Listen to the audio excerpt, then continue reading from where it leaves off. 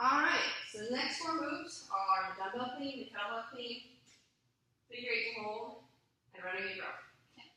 So, first one we're going to do is the dumbbell clean. And you can do this with regular dumbbells, but with vintage, this is the way we teach it. This is actually, but I want you to learn it. So, key here is you keep your feet shoulder width apart because you'll see why in a second. But when you're doing these dumbbell cleans, because when you get to the next one, you set it down here. Okay.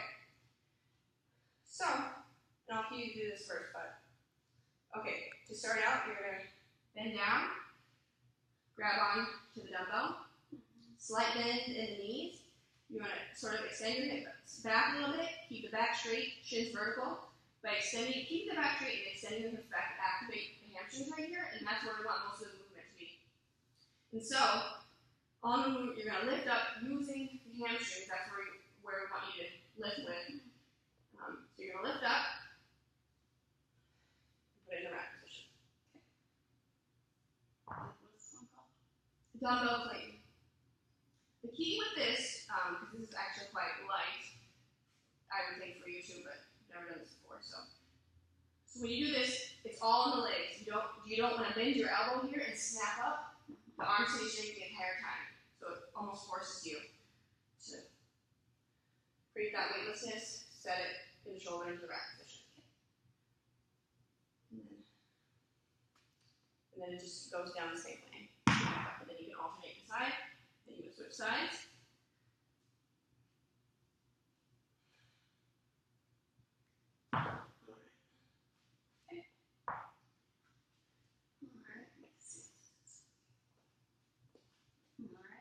Okay, let's just hold it right there.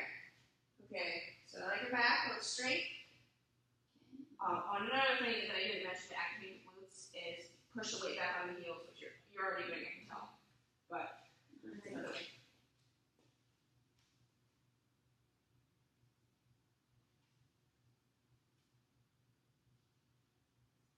Okay, let's get a heavy weight in here because so you can actually feel what it's like to have to, because I can tell you're just kind of curling it. So, it's hard not to. Yeah. Yeah, I think you have to do it this way. Alright. I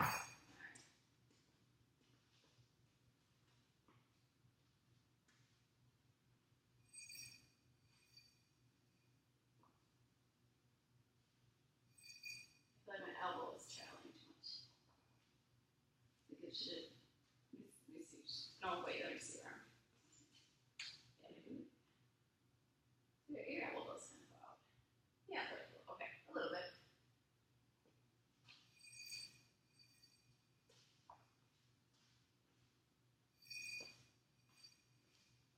You're still kind of lifted. Okay, I'm going to do something here. Oh, man. You can do it. So I'll just do it first for you. Okay. So I'm bending down, heels way down the toes, and slightly back. You can feel my glutes activated back straight.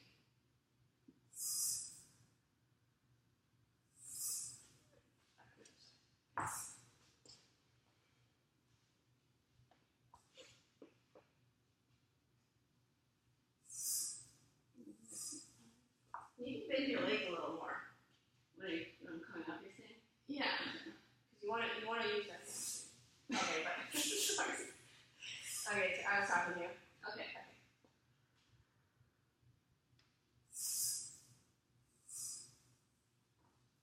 And you don't have to set it down that gently either. All right. Make sure get that momentum to rotate it up. I'm gonna go a little lighter. I don't know. Here, okay. Let me just not overthink it. Yeah. No, because you definitely got it. That you make the 25 look really easy. So. Yeah, looks great.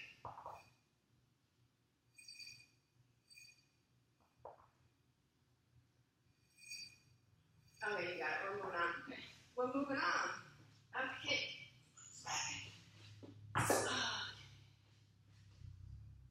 Alright, next move is the kettlebell clean. we always set people off on the big dumbbells for everything clean this week, and we're not doing this today. So, same concept. I'm going to have you stand by your kettlebell, take a step forward. You're going to get to the same position that you were. So, knees, can be slightly bent. Shins vertical. Get that flat back like parallel to the floor. Heels resting, weight resting on the heels to activate hamstrings. So you're going to grab here, and then again, just pull up, using your momentum, creating that weightlessness, and then you're just going to wrap the kettlebell right here on the shoulder.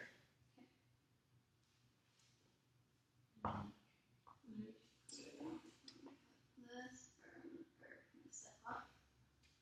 Right? Yep. Okay.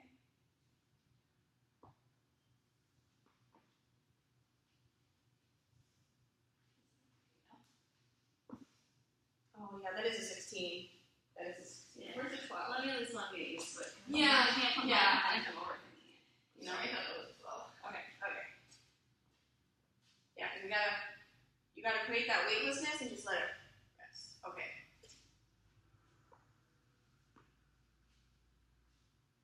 All right. So a couple things. Yeah, you got the first part down. Okay. So when you're coming, so when you did it, it kind of flew up here, like this. So you just create your momentum, get under it. You don't want it to hit because you're gonna get bruises that way. But keep it normal and just put it in the rack position. And anytime you have a kettlebell in your hand like this, you always want to think my wrist needs to be straight. Because you're kind of holding you got out here, so keep that wrist nice and straight.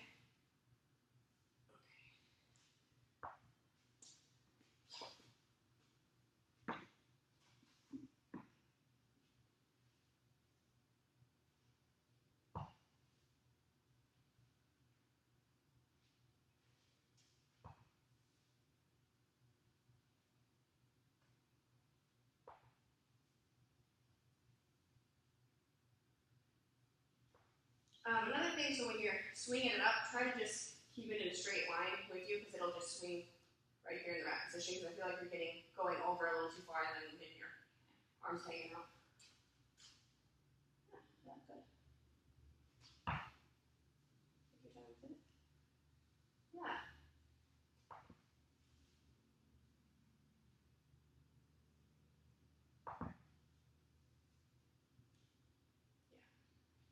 And so it's kind of hard down because it's light. Because you're still, it looks good, don't get me wrong, it looks good. You're doing that in class, I'm happy. So, it's weightless. Just effortlessly. You want to try this one, or? Sure. Okay. I'm not going to overthink it because it won't. Yeah, don't overthink it, you can do the clean. I know you can do it. So. Okay, that was good, but you started it from here. You always want to, the further back you go, it actually helps you get that momentum you need, and it makes you activate the hamstrings. So then you know that you're doing it.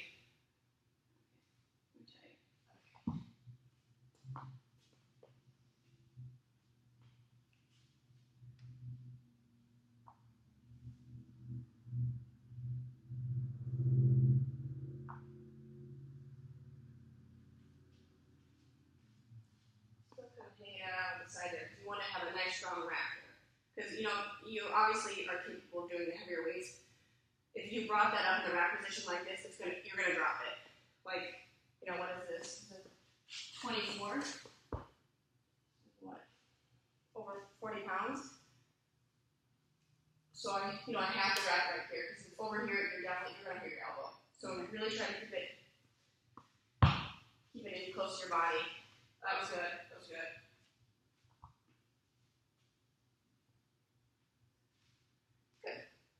You're still kind of slamming a little bit, but it takes practice. So I think you definitely got the major points down and that you're using the hamstrings for it. Ready for what we're doing. So Now we're doing figure 8 to hold, which we'll do with this little guy. So, okay, I'm going to have you take this little guy here.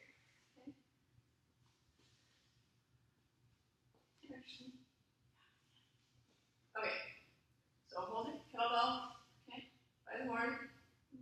Okay, and then yeah, put it on the sand. Feet shoulder width apart, back straight, glutes tight. Okay, this is the rack position right here. And I'm going to show you the move first, okay? So just watch. Okay.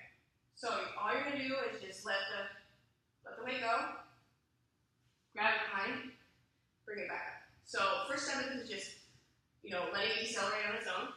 Goes through the hips. When it comes back in the legs, you grab it. It seems like it's hard, but it's actually pretty easy. Or it feels natural, I guess I should say. So grab it behind, and then okay. That's the second part. Third part is, the second you grab it behind and you have it behind you, you use the momentum, you really squeeze into the hamstrings and glutes, kind of like what we were saying before, to accelerate and create the weightlessness as you were doing with the clean, then back up to the right position.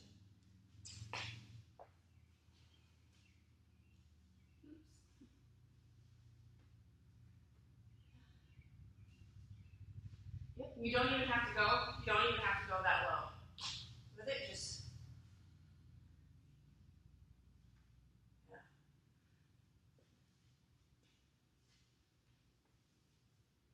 all right. You got that down? Excellent. Okay. Renegade row. Renegade row. So you're going to do the plank position again, except you're going to be on the dumbbells. Shoulders nice and relaxed. So the key here is, you don't, a lot of times, people, go up too much like this. You just want to do it nice and light. The key here, same with like any up down plank. Anytime you're pretty much in the plank position, you're going to want to keep your hips straight. To know that you can do this, or that your hips are in a good position, you can lift one leg off the floor. Back up. And that's kind of to make sure your hips are straight there.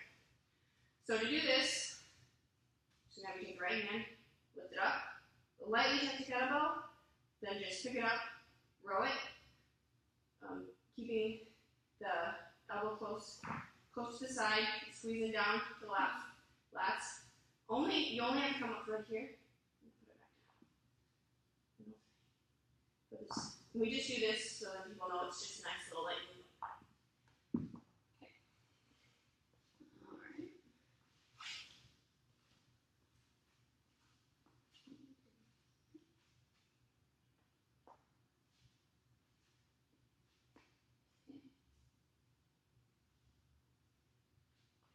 Yeah, you only need to get your elbow right there. That's good.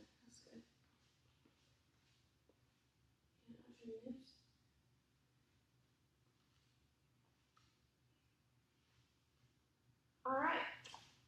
That looks really great. And then I think I kind of did it too. You kind of want to try to keep them the same distance apart. I think you're doing that, but because then obviously if you put them in closer together, you're going to rotate more. And that's a way also you can do it with the hips is to, if you find that you're rotating your hips too much, just put your feet out wider. The wider you go, the more I'm going to move my hips down. When I put it in together, I really have to think of, of that whole movement. I think we did everything for this one.